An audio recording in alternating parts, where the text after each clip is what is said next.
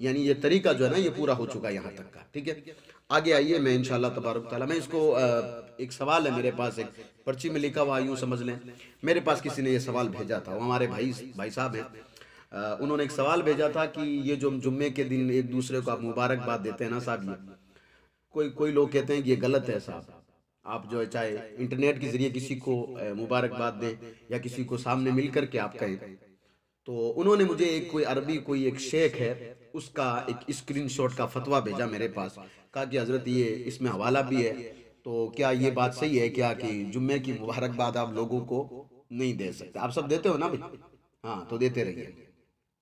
अच्छा, जिस शेख का उन्होंने हवाला दिया है ना, अच्छा अब उनकी हालत ये है बेचारों की कि वो जो है मुस्ताहब काम को कह रहे हैं कि ये खिलाफ सुन्नत है, ये नहीं करने चाहिए, और उनके मुल्क में उनके यहाँ पर गाने और नाच गाने को कुरान और हदीस से साबित करके सही करार दिया जा रहा है। आज आप इंटरनेट पे जाकर के उनका फतवा पढ़ लीजिएगा। सऊदी अरबिया में थोड़े दिन पहले वहाँ के कोई, मैं उनको मुफ्ती नहीं कह सकता साहब, वो कोई ये मुफत्ती हैं, यहूदियों के एजेंट है साहब, उन्होंने फतवा दिया है कि जो आप गाना नाच गाना जो करते हो ना ये जायज़ है साहब। और इनको तकलीफ कहाँ होती है? तकलीफ होती है कि कोई जुम्मे की मुबारकबाद दे दे। तो मैं हवाले के साथ आपके सामने, मैं अल्हम्दुलिल्लाह ये किताब मेरे सामने रखी हुई है, मैं पूरे हवाले के साथ, और जो मुझे मेरे पास किताब नहीं होती है ना तो मैं इंटरनेट से खोज करके इस कॉपी में पूरा लिख करके लेकर ये जो कॉपी मेरे सामने रखी हुई है मैं इसमें पूरा लिख के लेके आता हूँ, कौन सा हवाला कहाँ से मिलेगा। बात करते हैं कि ये जो जुम्मे की मुबारकबाद आप देते हैं, यानी किसी को आप दुआ देते हैं ना भाई कि जुम्मा मुबारक हो, यानी अल्लाह तबारक व तआला का शुक्र है कि अल्लाह ने हमें ये जुम्मे का दिन दिखाया है कि नहीं है? तो ये जुम्मा मुबारकबाद देना चाहे इंटरनेट के जरिए हो चाहे वो क्या आमने सामने हो, कहना कैसा है? ये मेरे पास किसी ने पूछा था, इसलिए मैं इसको रिकॉर्ड भी करूंगा और कल इंशाल्लाह तबारक ताला अपने चैनल पे इसको अपलोड भी करूंगा, याद रखें ये, ठीक है? तो सबसे पहले ये बात याद रखें कि जो जुम्मे का दिन है ना ये आम दिनों की तरह नहीं, ये बात याद रखें। अल्लाह के रसूल सल्लल्लाहु अलैहि वसल्लम ने इस दिन को जो है ना मुसलमानों के लिए ईद का दिन करार दिया है, ठीक है ना? और एक हदीस पाक में अल्लाह के रसूल सल्लल्लाहु अलैहि वसल्लम ने जो है यहाँ तक फरमाई, ये जो जुम्मा है ना ये अल्लाह तबारक व तआला के नज़दीक सब दिनों में अजमत वाला दिन है। जब अल्लाह के नज़दीक कोई चीज़ अजमत की हो ना और वो अगर हमें मिले तो नेमत है, और नेमत का शुक्र अदा करना चाहिए। अगर हमें नेमत मिल रही है तो मुबारकबाद देना चाहिए कि नहीं चाहिए भाई? देना चाहिए ना। अच्छा, इसमें कौन सी ऐसी बात है कि जिसमें आप गुनाह कर रहे हो या खिलाफ सुन्नत है? मैं आगे आपको इंशाल्लाह तबारक ताला पूरी बात बताऊंगा खिलाफ सुन्नत हुई बात कैसे है। अच्छा, आज जाकर पढ़िएगा कि ये जो भी लोग कोई कहते हैं तो इसका सीधा साधा पहले आपको मैं मतलब बता देता हूँ कि आप जुम्मे की, ईद की, शादी की या कोई भी अल्लाह की नेमत मिली हो, अगर आप उस पर किसी को मुबारकबाद देते हैं तो शरीयत इसकी इजाज़त देती है साहब आपको। और शरीयत ये नहीं कहती है कि आपकी इजाज़त है, बल्कि शरीयत ये कहती है कि बल्कि मुस्ताहब है। अब वो जो आपको नेमत मिले ना, हकीकत में वो नेमत होनी चाहिए, जहमत नहीं होनी चाहिए। कोई दूसरा कोई ऐसा काम जिसे अल्लाह उसका रसूल नाराज होता हो, कोई ऐसा कारोबार आपने खोल लिया और उसकी अगर आप मुबारकबाद दे रहे, ये गलत है। मैं बात करूं सिर्फ जुम्मे की नमाज की, जुम्मे के दिन की, ये मुबारकबाद देना कैसा है? तो बिल्कुल शरीयत ये कहती है, आपको इजाजत देती, बल्कि शरीयत में जुम्मा मुबारक कहना या जुम्मे के दिन लोगों को दुआएं देना, चाहे इंटरनेट के जरिए आप दे रहे हैं चाहे फेस टू फेस दे रहे हैं, बिल्कुल ये मुस्तहब है, यानी कि करोगे तो सवाब है, नहीं करोगे तो अजाब नहीं है साहब। अच्छा, सबसे पहले एक हदीस देख लेते हैं। ये आप इब्ने माजा में जाकर पढ़िए कि हुजूर पाक सल्लल्लाहु अलैहि वसल्लम ने फरमाया, बेशक जुम्मे का दिन है ना तमाम दिनों का सरदार है। तमाम दिन यानी हफ्ते से लेकर शनिचर से लेकर जुमेरात तक, ये जितने भी दिन आते हैं ना, जुम्मे का दिन इन तमाम दिनों का सरदार है। अल्लाह ने बनाया, इसको याद रखें। हुजूर फरमाते हैं दिनों का ये क्या है? सरदार है, और अल्लाह के नजदीक सबसे अजमत वाला दिन है ये। अल्लाह तबारक व तआला के नजदीक जुम्मे का दिन अजमत वाला दिन है। इब्ने माजा में हदीस पाक पढ़िए अब जाकर के। अच्छा, आप बताइए अजमत वाला दिन अगर हमें मिला और अगर मुबारकबाद हम दे रहे हैं तो बताइए गलती कहाँ कर रहे हैं? एक हदीस आपके सामने और रखता हूँ, और ये हदीस जाकर आप पढ़िएगा, ये भी इब्ने माजा में हदीस पाक है कि हदीस का मफहूम है कि जुम्मे को अल्लाह ताला ने मुसलमानों के लिए ईद का दिन बनाया है। अच्छा, आप लोग ईद की मुबारकबाद देते हैं कि नहीं देते? देते हैं ना भाई? तो जब आप ईद की मुबारकबाद दे रहे हैं तो अल्लाह के रसूल ने जुम्मे को ईद का दिन करार दिया है। भाई ईद का दिन क्या है? हम मानते हैं कि जो हुजूर अलैहिस्सलाम जिस घड़ी पैदा हुए थे वो हमारे लिए ईद का दिन है। हम जुलूस निकालते हैं, महफिल करते हैं, खुशियाँ मनाते हैं, लोगों में मिठाई तकसीम करते हैं, सेलिब्रेट करते हैं कि नहीं करते, एक दूसरे को मुबारकबाद देते हैं। हज़रत इब्राहीम अला नबी अलैहिस्सलाम की सुन्नत अदा जिसको हम बकरा ईद कहते हैं, उस दिन आप सेलिब्रेट करते हो, एक दूसरे को मुबारकबाद देते हो कि नहीं देते हो? ये हमारे लिए ईद का दिन है। माह रमज़ान के पूरे रोज़े रखते हैं, पूरी तरावी पढ़ते हैं अल्हम्दुलिल्लाह, फिर हम खुशी मनाते हैं, उसको ईद का दिन कहा जाता है। हुजूर फरमाते हैं ऐसे ही जुम्मे का दिन तमाम मोमिनीन के लिए, तमाम मुसलमानों के लिए ईद का दिन है। अब अगर कोई जुम्मे के दिन को ईद का दिन नहीं माने तो उसको तकलीफ है, मुझे नहीं मालूम है माने कि ना माने, लेकिन अगर ईद की अगर मुबारकबाद नहीं दी जाएगी तो फिर किसकी दी जाएगी, ये आप बताइए मुझे पहले तो, ठीक है ना। आगे आते हैं, देखिए अब आप ईद की जिस तरह से मुबारकबाद दे सकते हैं तो मान लीजिए कि जुम्मे की भी आप मुबारकबाद दे सकते हैं। आगे आइए, देखिए आप पॉइंट नोट करते जाइए कि जुम्मे की मुबारकबाद देना कहाँ तक सही है और सही क्यों है। देखिए जो जुम्मा मुबारकबाद है ना, ये असल में हम जो कहते हैं ना, ये एक दुआ है। मैं पहले ही कह चुका हूँ, ये क्या है, दुआ है। आप यूँ कह लें कि अल्लाह तबारक व तआला ने अल्लाह के नज़दीक जो अज़मत वाला दिन है, तमाम दिनों का सरदार है, अल्लाह ने हमें अता किया, तो हम कह रहे हैं कि भाई अल्लाह ने ये हमें ज़िंदगी में दिया है, तुम्हें मुबारक हो। ये दुआ है कि नहीं है? और इसकी तो जो है मतलब इसका हुक्म, इजाज़त नहीं बल्कि हुक्म कहूँगा मैं, इसका हुक्म कुरान और हदीस कहती है मोमिनीन की दुआ के लिए। अच्छा, कभी आपने सुना कि कुरान या हदीस में कहीं किसी ने ये कहा हो कि आप दुआ नहीं कर सकते साहब? बल्कि कुरान में आप जाकर पढ़िएगा, सूरह मोमिनीन, सूरह मोमिन में जाकर पढ़ेंगे तो अल्लाह पाक फरमाता है तुम मुझसे दुआ करो, बेशक मैं सबसे ज़्यादा दुआ कबूल करने वाला हूँ। है ना, आयत का मफ़हूम है ये, मतलब है ये। अल्लाह कहता है कि तुम मुझसे दुआ करो, तो मोमिनों के लिए दुआ करना ये कहाँ से जो है मतलब ये बिदत हो गया, मेरी समझ में नहीं आया। बिदत की आगे तारीफ आपके सामने बताऊंगा, आप खुद सोचोगे कि आपको किस तरीके से आपका जो है ना ये लोग दिमाग के साथ, आपके ईमान के साथ खेलने की कोशिश कर रहे हैं। आगे आइए, अगला पॉइंट देख लेते हैं।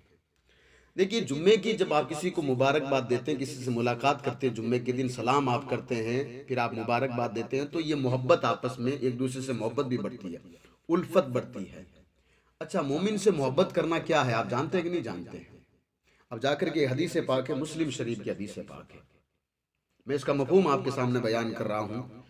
देखिए मोमिन से मोहब्बत करना कितना बड़ा अजर है, कितना बड़ा सवाब है। आप किसी को मुबारकबाद देते हैं, किसी से सलाम करते हैं, तो बढ़ती कि नहीं बढ़ती मोहब्बत? भाई मोहब्बत बढ़ती है ना। अब सुनिए, अल्लाह के रसूल सल्लल्लाहु अलैहि वसल्लम फरमाते हैं तुम लोग हरगिज़ जन्नत में दाखिल नहीं हो सकते जब तक कि तुम ईमान न ले आओ।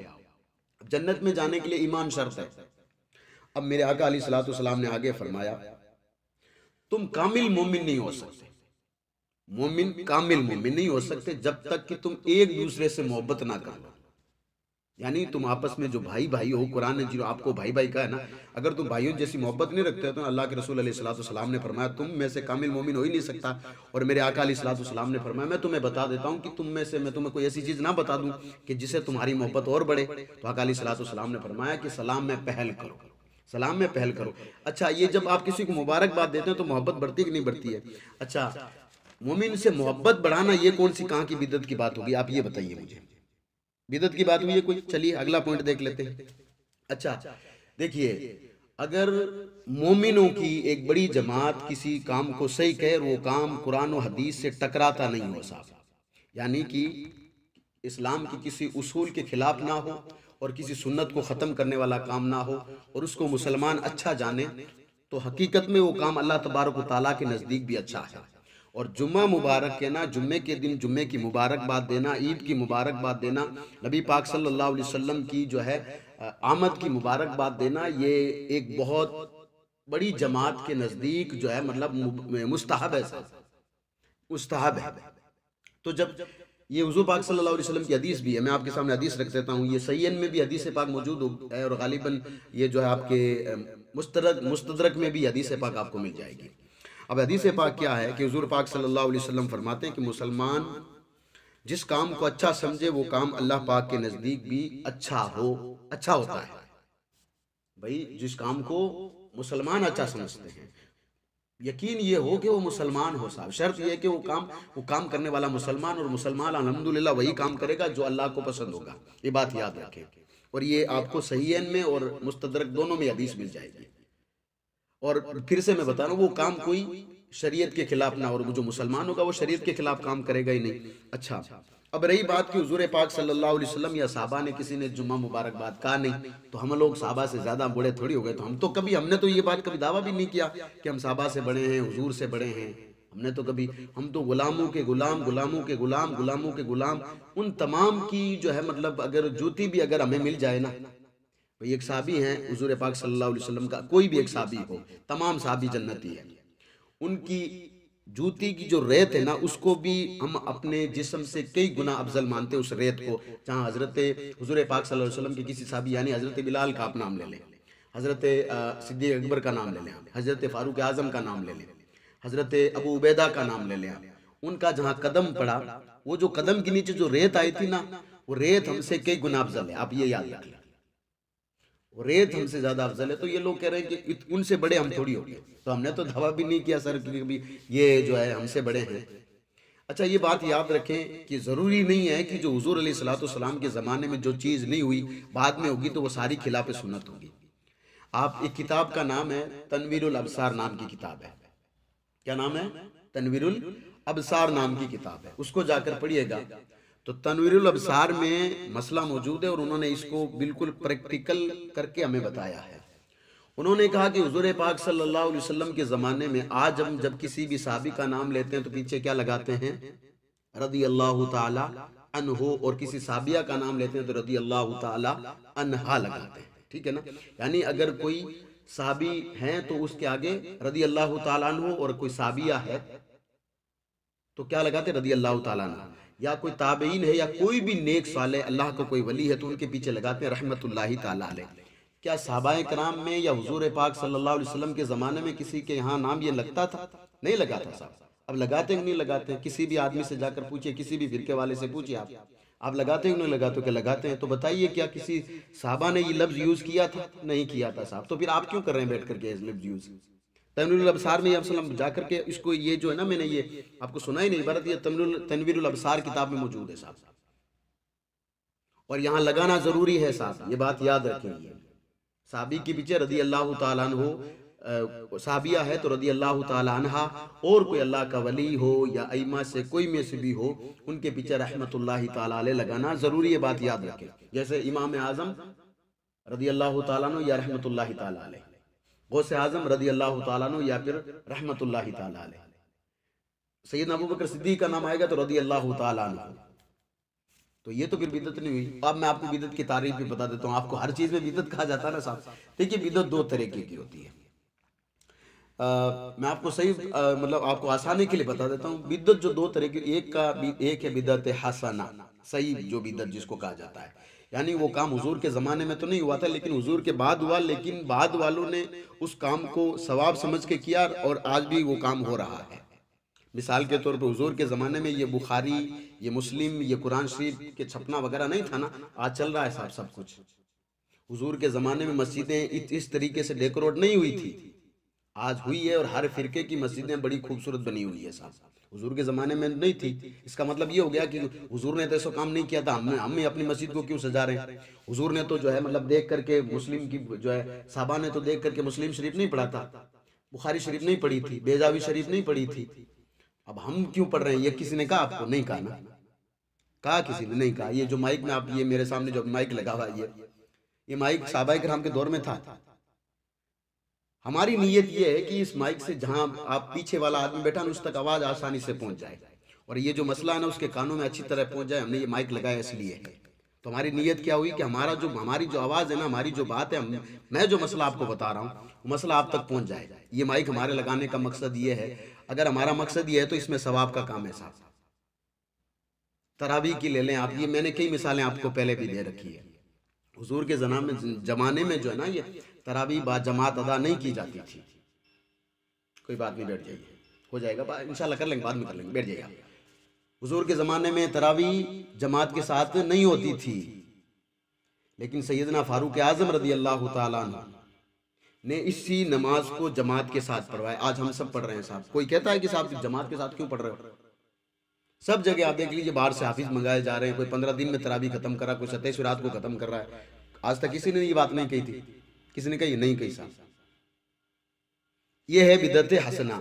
एक होती थी बिदअत सय्या, यानी वो काम जो हुजूर के ज़माने में नहीं था लेकिन अब हो रहा है, लेकिन वो इस्लाम के उसूल के खिलाफ जा रहा है और किसी सुन्नत को ख़त्म करने पर तुला हुआ है, उसको बिदअत सय्या कहते हैं। यानी एक तो इस्लाम के उसूल से टकरा रहा है और कि या फिर वो किसी सुन्नत को ख़त्म कर रहा है। जैसे आप में से बहुत सारे लोग हैं, मैं माफ़ी चाहता हूँ, दाढ़ी नहीं रखते हैं आप लोग। दाढ़ी तमाम अंबिया इकराम की सुन्नत है साहब, लेकिन बहुत सारे लोग जो कहते हैं दाढ़ी रखना ज़रूरी नहीं है साहब। दाढ़ी तमाम अंबिया की सुन्नत है, हज़रत आदम से लेकर के मेरे आका सल्लल्लाहु अलैहि वसल्लम तक। अब अगर आप दाढ़ी कटा रहे हो, आपकी औलाद तक ये मैसेज आएगा, आपकी औलाद अगली औलाद को मैसेज देगी। इससे क्या है कि सुन्नत खत्म हो रही, इसको आप बिदअत कह सकते हैं साहब। यहाँ तो कोई बात करने को भी तैयार नहीं है साहब। हमारे लिए जो आसानी होती है वो हम उस आसानी को कर लेते हैं साहब, और फिर जिस पे चाहे वो फतवे हम फेंक देते हैं। हमें समझ कि मैं फतवा नहीं दे रहा हूँ, मैं जो बात हमारे जो असलाफ ने, हमारे उलमा ने जो बात कही वो मैं आपके सामने रख रहा हूँ। तो जुम्मे के दिन आप किसी को आप मुबारकबाद दे रहे हैं, आप कह रहे हैं कि जुम्मा मुबारक हो। आप मुझे बताइए, मैं आखिरी बात आपके सामने बता रहा हूँ, कह रहा हूँ, आप खुद फैसला लीजिए। अच्छा, इससे कौन सी सुन्नत खत्म हो रही है या फिर कौन सा इस्लाम का कोई उसूल है जिससे ये बात टकरा रही है? किसी से टकरा रही है? कोई बात नहीं टकरा रही है ना। आप कह रहे हैं कि जुम्मा मुबारक हो, किसी को गाली तो नहीं दे रहे हो, आप दुआ दे रहे हो किसी को। तो मैंने आपको बता दिया, दुआ देना ये सारी चीज़ें मैंने हदीस और आपके सामने कुरान रखी है, ये सारी चीज़ें आपको मैंने बताई है। और जो जो मैंने कहा ये आगे जब मैं अपलोड करूंगा तो इस पर सारी चीज़ें वो मैं चला दूंगा साथ में। मैंने मेरे सामने जो रखी हुई, जाकर आप सर्च भी कर लेना, उसको पढ़िएगा जाकर के।